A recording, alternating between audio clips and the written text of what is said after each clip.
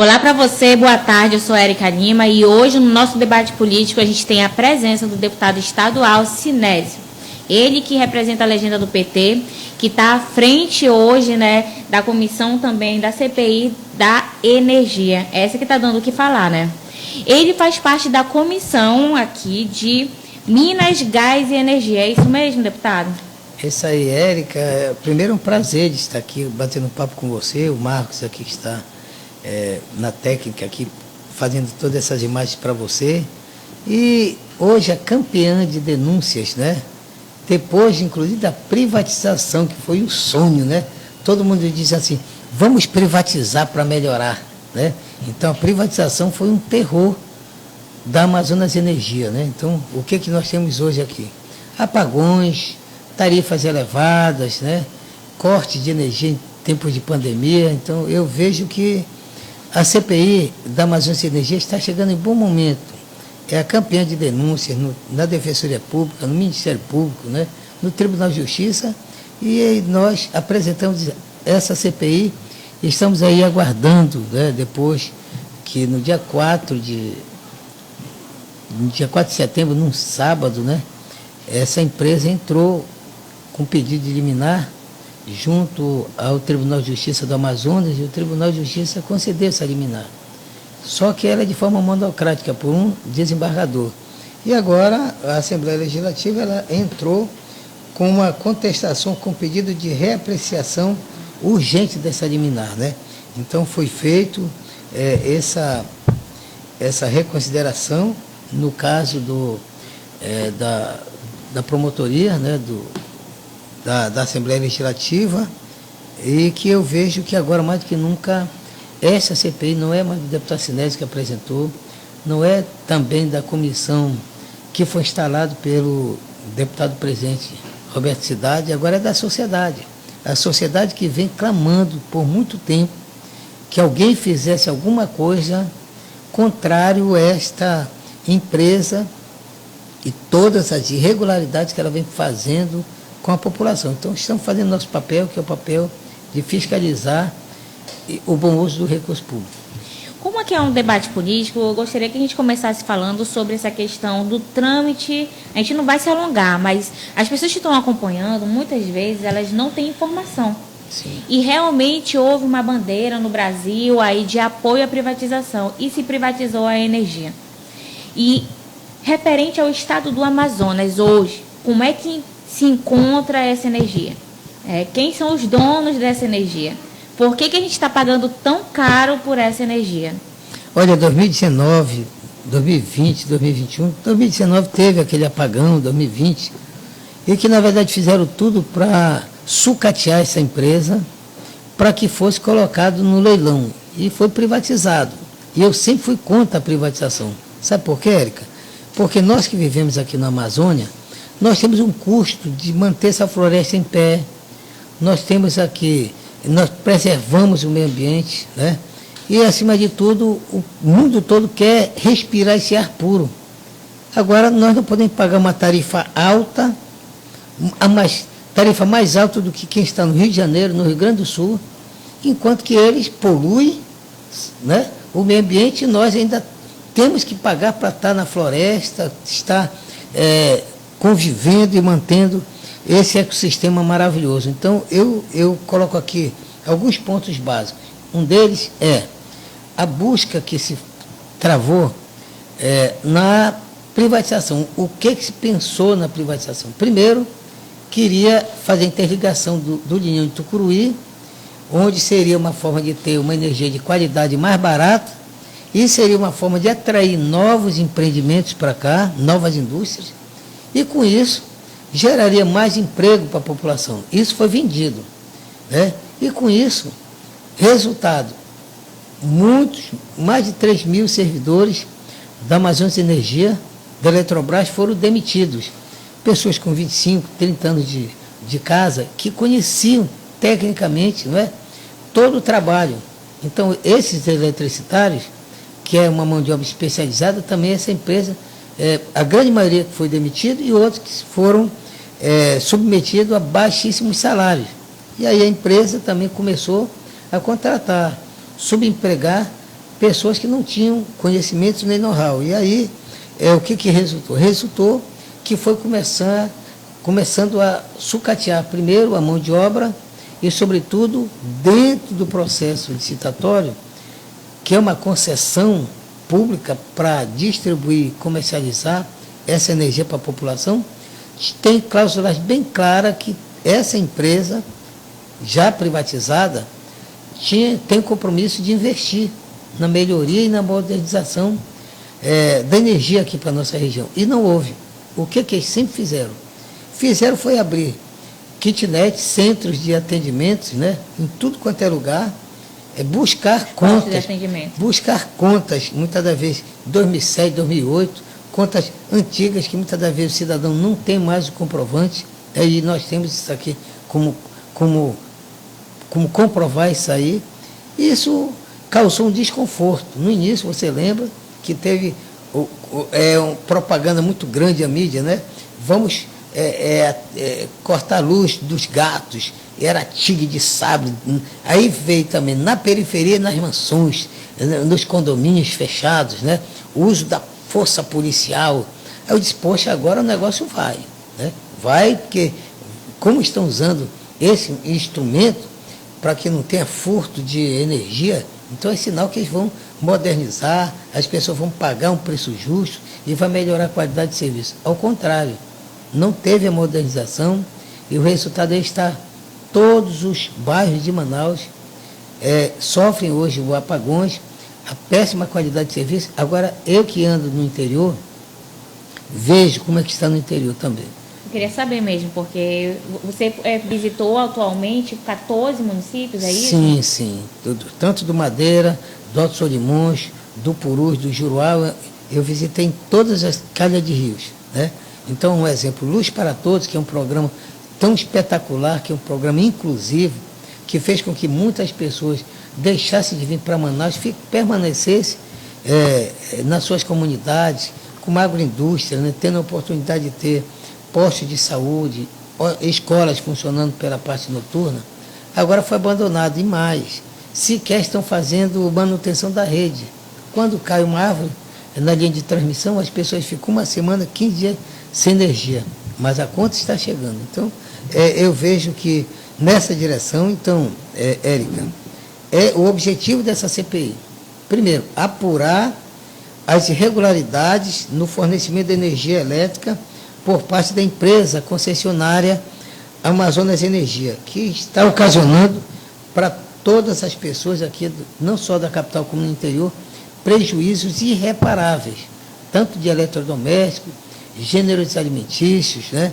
E dessa forma, leis que nós aprovamos no período da pandemia, 2 leis estaduais que proibiam o corte de energia em tempo de pandemia. E isso não aconteceu. Não aconteceu, ao contrário, aí continuaram usando a força policial, pessoas que estavam em tratamento de Covid nas suas casas, tiveram a sua energia cortada, correto? Então, isto aí, na verdade, é um assédio moral, é um desrespeito às pessoas. Estamos recebendo enxurradas de denúncias, né, chegando já junto à Assembleia Legislativa, à comissão. Então, eu entendo que, no momento agora, não restou depois de muitas audiências públicas que fizemos. Antes de eu apresentar a CPI, Érica, nós buscamos um diálogo, mas todas as propostas trazidas pela Amazonas Energia nunca foi concretizado, que era um plano que eles poderiam apresentar, um cronograma de investimento, um plano de negociação com as pessoas que tinham dívidas, né?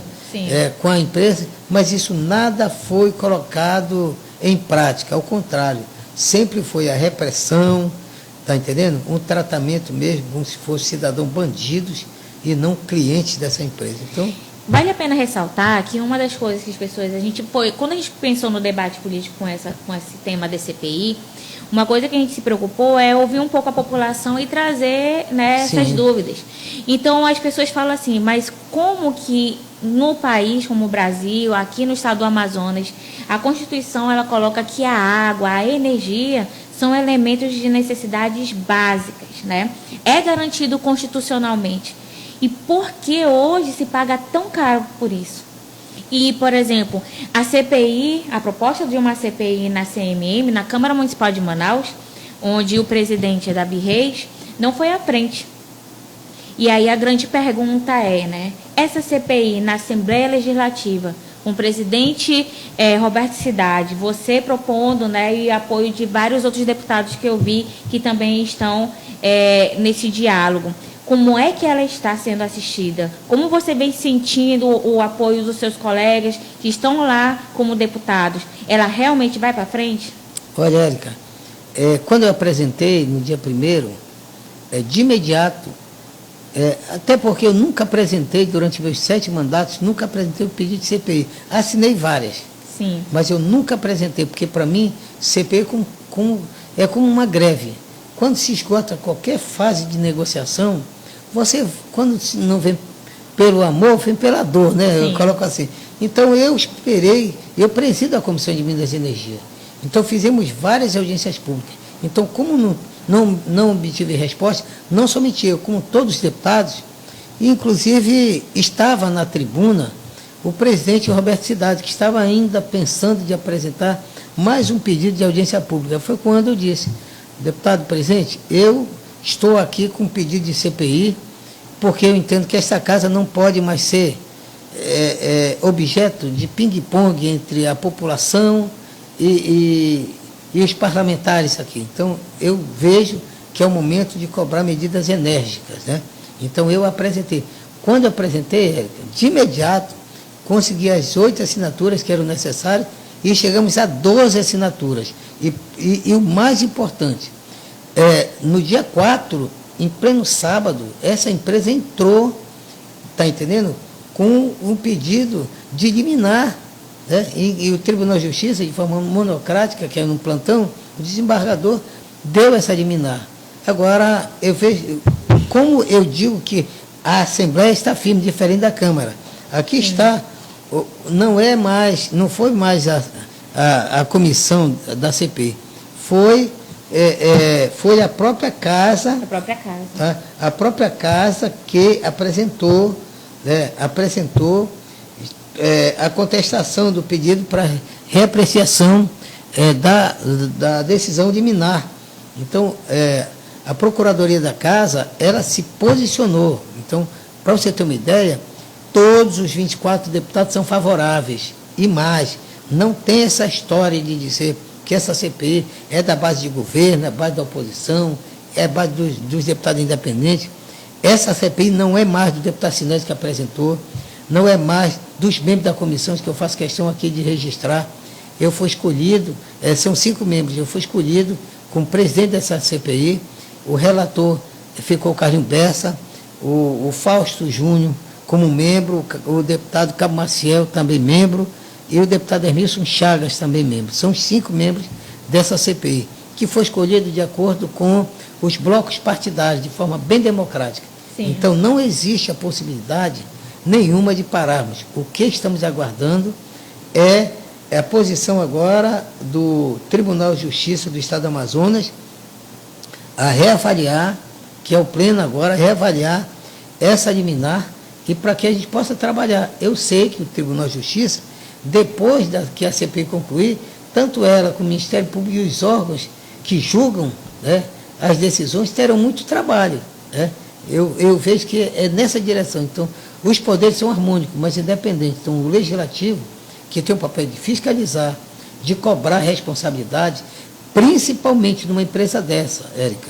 Essa empresa é uma concessão pública. É uma concessão. E com concessão é uma licença.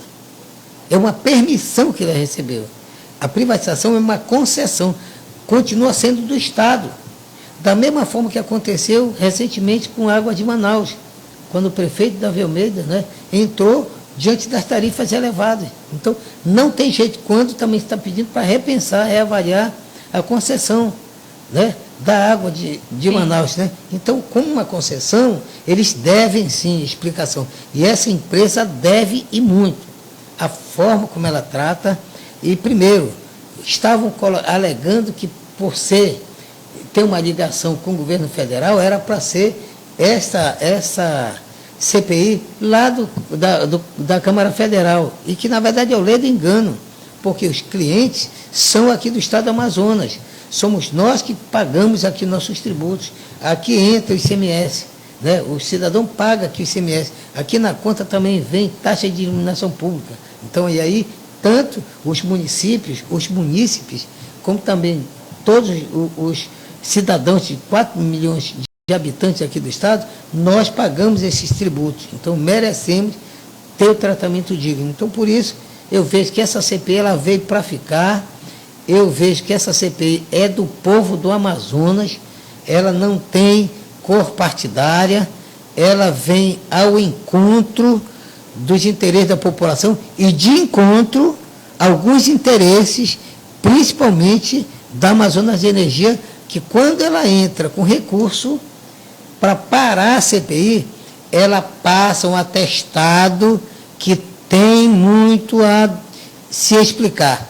Porque quem não deve, não teme. A Amazonas de Energia, quando buscou o Tribunal de Justiça uma liminar, é porque não quer se explicar. Né? Que quem não quer se explicar é porque tem muita coisa a se omitir. Né? Então, eu quero que as coisas se esclareçam. E o povo quer muito bem isso. Tem aqui uma pessoa que está seguindo, está acompanhando a nossa live. Eu mando um abraço, né, para todos que estão acompanhando. Ele é o Erlisson. Ele diz: o Amazonas Energia precisa prestar esclarecimentos para o povo do Amazonas, principalmente para o interior do estado. É o que você estava colocando aqui. E uma coisa que as pessoas estão criticando também é a questão que você já colocou, que é o preço elevado. Tem pessoas que dizem que estão deixando de comprar cesta básica, alimentação para pagar a energia. E isso aí é um absurdo, porque a pessoa está passando fome, dificuldade, a gente está passando por um momento muito difícil econômico no nosso país, e agora a pessoa não sabe se ela paga energia ou se ela compra comida. E esse caso da energia, como você colocou, está sendo colocado para a população como crime, né? Com um aparato policial que deveriam estar atuando em outros segmentos agora, e eles estão atuando nessa condição de estar intermediando os conflitos que se dão nos bairros. Porque quando a empresa de energia chega no determinado bairro, o negócio também não é muito fácil, né? Porque aquele que está tendo a energia cortada fica indignado, que é uma necessidade básica, né? E aí eu fico pensando no trabalho parlamentar seu, né, no trabalho do presidente da Casa da Assembleia Legislativa e na pressão também que tem. Mas existe uma pressão muito maior que vocês podem utilizar a favor, que é a própria população.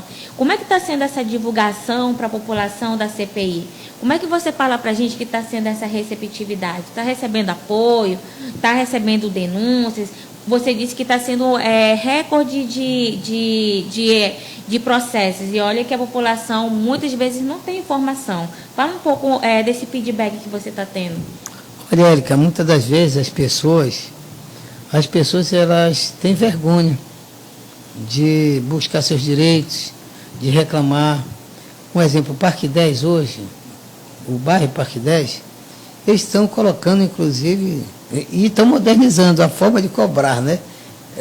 Ou seja, estão colocando tecnologia de ponta para que os valores, inclusive, sejam inclusive majorados, né, da sua tarifa. Uma senhora de 70 anos, também do Parque 10 lá, ela nos procurou e que buscaram contas antigas e que chega no valor de mais de 7 mil reais. Ela é uma senhora aposentada. E aí, na hora que ela buscou para negociar, disseram que seguinte, tem que pagar logo 70% do valor. E ela, na verdade, saiu da sua casa, a casa está fechada, está morando de favor na casa dos seus netos. Então, eu vejo o limite que chegou. Então, eu entendo que renegociar dívida num período de pandemia, num período de desemprego, muitas pessoas que tinham negócio hoje, que estão aí se reerguendo, né? Pessoas que perderam seus entes queridos, né? Que o Covid-19 foi algo que nem a Segunda Guerra Mundial conseguiu matar tanta gente, tantos brasileiros como foi. Passamos de 500 mil de brasileiros aqui no estado do Amazonas, mais de 15 mil pessoas, e os sequelados estão aí. Olha, 15 mil que foram para baixo da terra. Inclusive o meu irmão mais velho foi um deles, correto? porque lutamos para ter vacina, mas antes de chegar à idade dele, que 60 e poucos anos, não deu tempo.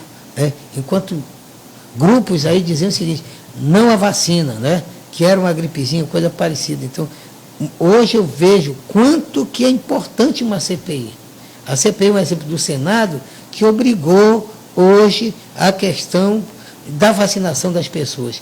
E recorde, ontem foi um dia que ninguém foi a óbito, né? O maior baixa que teve de Covid aqui no nosso estado. Então isso demonstra que uma CPI dá resposta, dá resultado.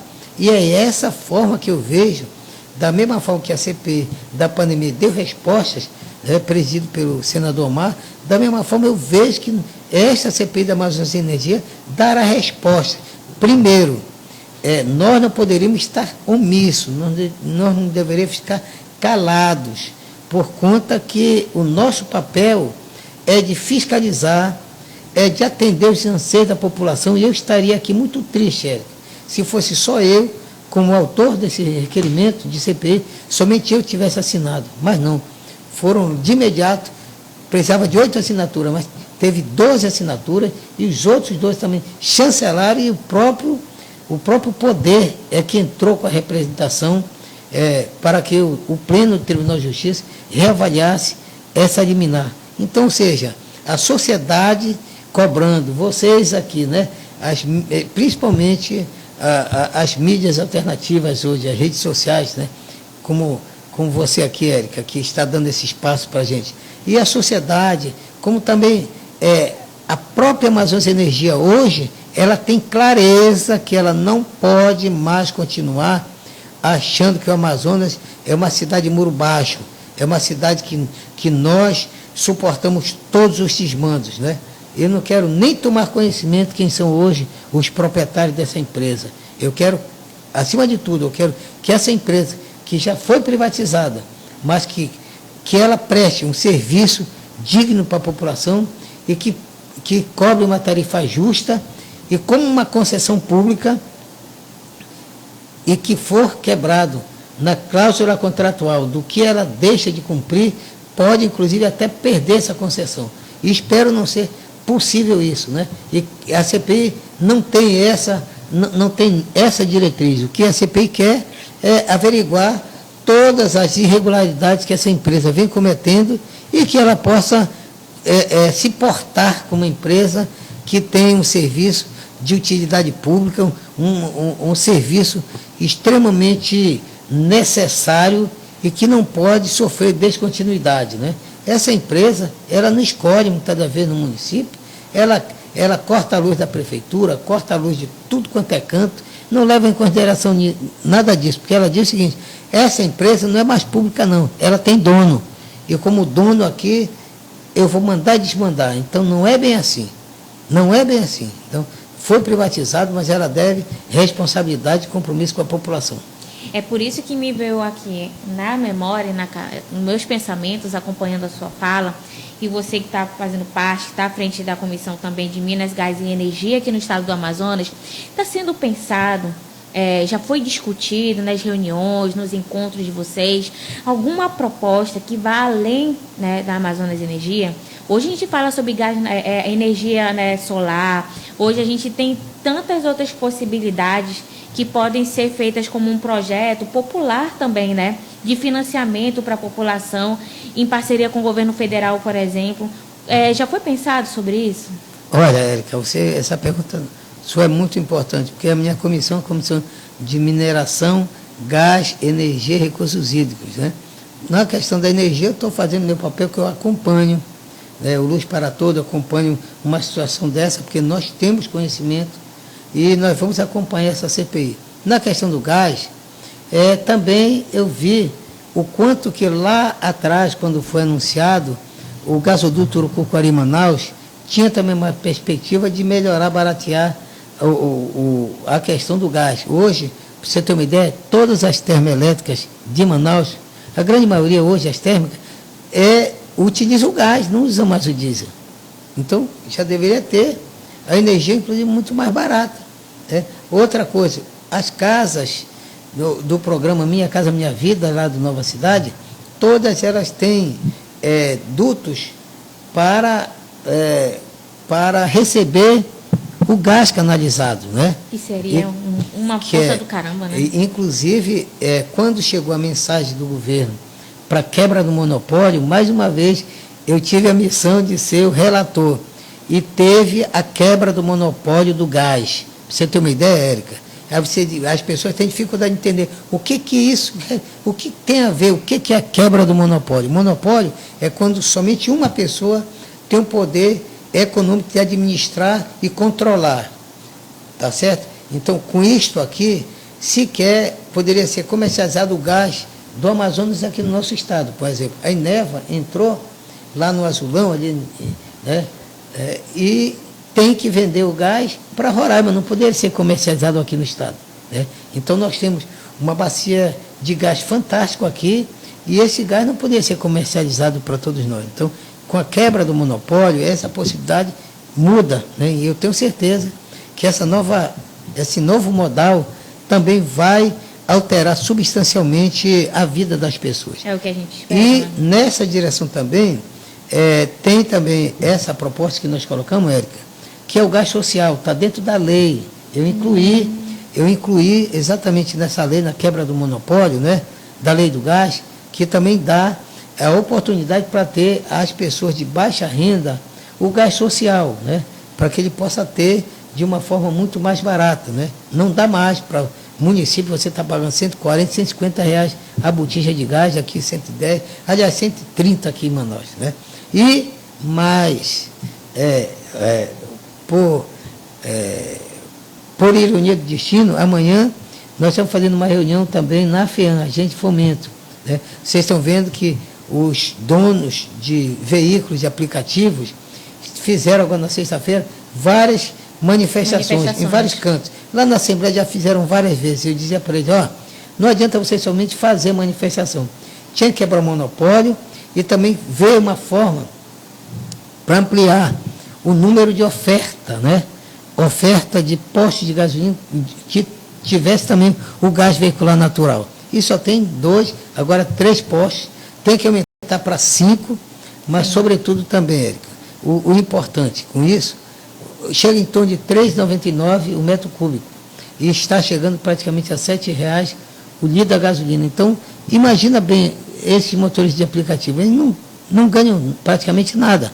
Então, se for transformado como já existe em outros estados, esses veículos, né, para o gás se torna mais tranquilo, né? Então, amanhã estaremos fazendo uma reunião preparatória na Agência de Fomento do Amazonas, na FEAM, para que a gente possa abrir, junto ao governo, uma linha de financiamento para esses companheiros, para que possa fazer a conversão, trazer os proprietários de oficinas que fazem a conversão, que se são autorizados, né? E juntamente com esses donos de veículos, né, de aplicativo, para que eles possam viver um novo momento. E, ao mesmo tempo, essas empresas que têm postos de gasolina, para que possam oferecer mais postos de gasolina, mas que ofereça o gás natural veicular.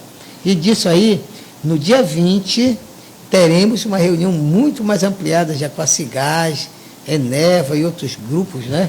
Para que dizer o seguinte, existe mais de 1 milhão de veículos que podem ser convertidos ao gás. E aí nós teremos aqui, ao invés de queimar a gasolina, poluindo muito mais o nosso meio ambiente, né? Teremos um combustível de veículos que não agride o meio ambiente, inclusive muito mais barato. Então, é mais uma frente de trabalho que nós estamos fazendo.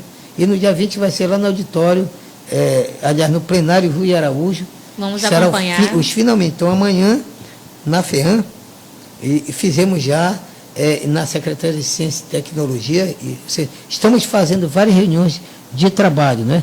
Para que a gente possa chegar nos finalmente e com resultados suficientes. Então, tem 2 coisas. Primeiro, o gás habitacional e o gás veicular, né? Então, com isso aqui, é mais frente de trabalho. Infelizmente, eu tive que encarar essa CPI, porque essa CPI, na verdade, vai consumir muita parte do nosso tempo, principalmente já estamos em setembro, por irresponsabilidade dessa empresa. mas eu vou fazer um trabalho com gosto, com amor, com dedicação, porque vai dar para a gente trabalhar com os técnicos que que temos na Comissão de Minas, Gás e Energia, vai dar para dar atenção aos motoristas de aplicativo, aos taxistas também, como também aos cônjuges habitacionais que também reivindicam, né, o gás natural, e como também a questão das pessoas que foram penalizadas, que estão sendo injustiçados com a Amazonas Energia. Então, para você ter uma ideia, o quanto que é fundamental o parlamento na vida das pessoas, né? E a gente vai acompanhando, né? Levando informação. Você que está acompanhando aqui o Convergente, aproveita, compartilha essa nossa entrevista com o deputado Sinésio, porque ela é importante, ela leva informações precisas e ela está defendendo uma causa que é minha, que é sua, que é de todos nós. Mas para a gente já ir finalizando essa entrevista que está muito boa, a gente vai ter outros momentos, já convido aqui, que a gente vai estar acompanhando esse trabalho da comissão. Eu gostaria de saber como é que está a relação hoje do PT, você que está à frente como presidente estadual, como é que está a movimentação dos bastidores, né? Vai ter algum nome que vai vir para concorrer a governo? Você pode vir, né, para concorrer um nome ao governo do estado do Amazonas, ou vai vir para reeleição? Como é que está essa situação? Deixa alguma informação para a gente aqui. Olha, dia 13 agora, Érica, aliás, ontem foi a inauguração da nova sede ali na Constantinelli, né? E ali também foi um momento mágico. Colocamos lá o vice-presidente do Congresso Nacional, Marcelo Ramos, né? Que é do PL, também estava presente do PSC, o Miltinho, né? Que é do governador Wilson Lima, e esteve presente também o PSB, que o Serafim Corrêa justificou da ausência, mas estava sendo representado o PDT, o PSOL, né? Então você observa, e como também o PC do Beirão Bezerra estava lá presente. Então foi um momento mágico do PT, né? E como aqui eu estou falando no Convergente, convergir é diferente do divergir, né? O convergir é você agregar. Então o meu papel como presidente do partido, dos trabalhadores, é agregar, é convergir. Então eu vejo que não cabe mais seccionar, não cabe mais dividir, não cabe mais fracionar. O país está dividido, tá certo? Eu vejo que o PT tem um papel fundamental com isso, né? Nós vamos dialogar. Temos hoje a nossa figura principal, que é a presidente de honra, o companheiro Lula, que voltou a ter os seus direitos políticos assegurados, né? Está provavelmente chegando aqui em outubro, vamos conversar com ele. Tem uma direção nacional, que é a presidente Gleice, que nós vamos ouvir também. Ela vai ouvir o que pensamos. Tem aí candidaturas de outros partidos ao governo, que nós vamos dialogar também. O PT tem objetivos também de articular um palanque forte para o presidente Lula. E também eu sou candidato à reeleição a deputado estadual, porque eu tenho que cuidar das eleições. Sim. De outros companheiros, né, e de uma candidatura majoritária, e como também dizer que o PT está organizado em todos os municípios. Então, o momento agora é dizer a todos vocês, o PT está estruturado, organizado, renovado e com papel convergente, né? Eu creio que o ponto focal é esse, tá? Que muitas das vezes diz assim, o PT, na verdade, é dois para lá, dois para cá. Não, nós queremos fazer um objetivo, pactuar, fazer com que o país não seja levado ao marasmo, né? A forma como está sendo conduzida hoje. E hoje eu me preocupo muito, né? Dizer que a comida no prato, vacina no braço, não é importante. É importante, é arma na mão. Então, a milícia é mais importante. Então, vejo a comida no prato, que muitos dos que estão nos assistindo têm dificuldade hoje de comprar um ovo, que hoje um ovo está R$1. Uma lata de conserva, Érica, que tem municípios aqui, já está R$16 uma lata de conserva. Correto? Isso não, é algo extremamente absurdo, né? É verdade. Carne, você tem só que olhar. De ovo, não tem nem como comer ovo mais. Então, eu vejo até o ovo, que era R$9. Estamos com uma economia dolarizada, correto? Ou seja, quando sobe o preço do petróleo, que está ligado ao dólar, sobe, está entendendo? Então, ou seja, quebrou muitas das pessoas. Então, o salário mínimo não aumentou, a gente vive taxa de desemprego elevadíssima. Então, essa questão da economia, a questão da nossa educação, da saúde, a gente tem que passar limpo. Então, só tem uma forma. Os debates dos partidos políticos. O PT não é diferente dos outros. Eu creio que nós, primeiro, arrumamos a nossa casa está bonita, você está convidado para fazer uma visita, fica ali na Constantino Nery, uma casa nova que recebeu 7 partidos políticos. Alguns de centro, outros de esquerda, outros de centro-esquerda. É uma casa do povo. Qual foi que vocês receberam lá de esquerda? Do PSOL. Do PSOL. Está dialogando com o pessoal do PSOL. Tá, como é que está essa relação de vocês? Está boa. O PSOL mudou também a presidência, né? É, porque muda a presidência, mas eu vejo que são as instituições que permanecem, né? Então vamos continuar dialogando, né, com todos eles, PDT, PSB, PCdoB. Agora aguardamos essas definições, né, das mudanças das regras eleitorais, que também o Congresso Nacional ele tem até outubro para definir como que será as regras, né, das eleições, como é que isso vai se processar. Então ainda tem muita coisa para acontecer. Então, candidatura ao governo, o PT, hoje, que você me perguntou, não tem candidatura ao governo. Um nome forte, por exemplo, seria o do José Ricardo, né? Você, José Ricardo, o vereador Sassá, mesmo com essa polarização, 2018, a última eleição, tiveram uma votação ainda expressiva, né? E aí, existe essa sugestão ou ele vai continuar realmente como deputado para reeleição para deputado federal? Como é que está sendo discutido isso? Ele está à vontade. Se ele quisesse, o deputado Zé Ricardo é um quadro que nós temos, eu como presidente estadual, será bem-vindo se aceitar ser candidato ao governo do estado.